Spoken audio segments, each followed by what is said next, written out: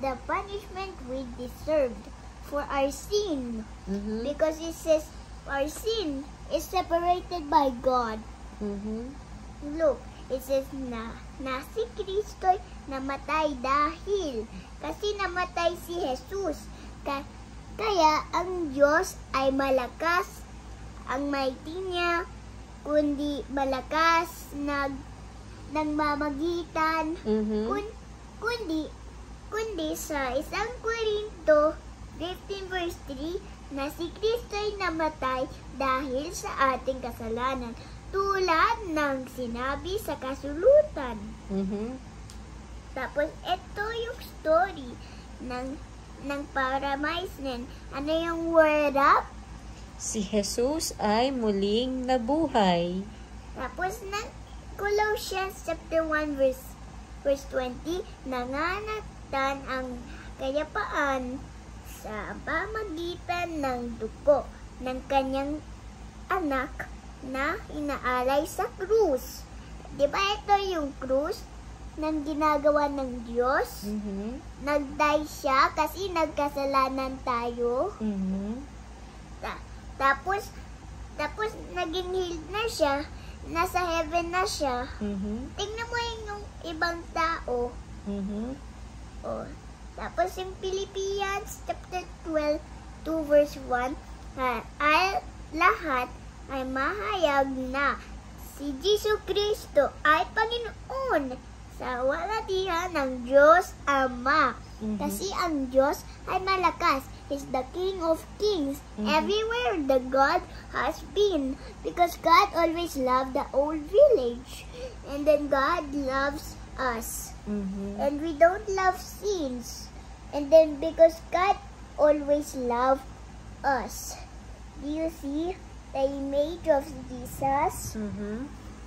And then Jesus is the King of Kings, Lord of Lords. Because Jesus is Christ of my Lord. And then, time. Guess what? Ano yung 1 Corinto chapter 10 verse 13? Ano po? Kaya mo? Yung clue. Ikaw magsagot. Ano yung clue? Ikaw po magsagot.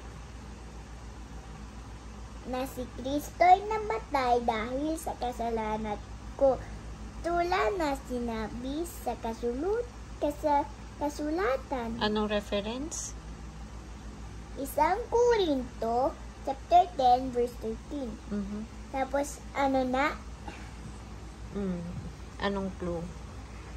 Tinubos tayo ni Kristo sa mamagitan ng kanyang dugo at ang ating mga kasalanan. Ganoong kasanga ang kanyang gadatan loob. Tapos, tignan mo yung Romans 10:13. Ano na? Sapagkat ang lahat sapagkat ang lahat na nasisitawag sa pangalan ng Panginoon Jesus ay magliligtas. Anong reference? Diba Romans 10:13? Okay. Tapos, yung Philippians chapter 2 verse 1, at lahat na mahayag na na si Jesucristo ay ating alwati ng Diyos Ama. And then Colossians 1 verse 20. Nakamtan ang kapayapaan sa pamamagitan ng, can you help me?